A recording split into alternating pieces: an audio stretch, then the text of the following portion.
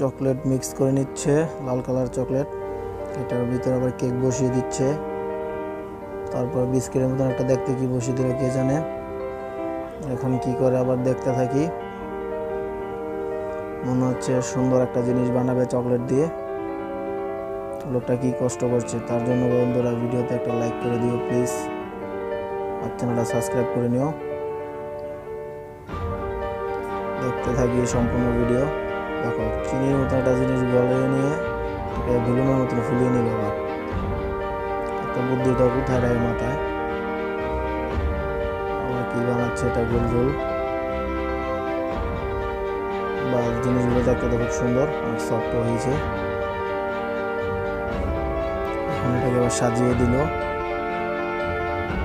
পুরো চকলেট। দেখো সম্পূর্ণ চকলেট, এটা কেক চকলেট।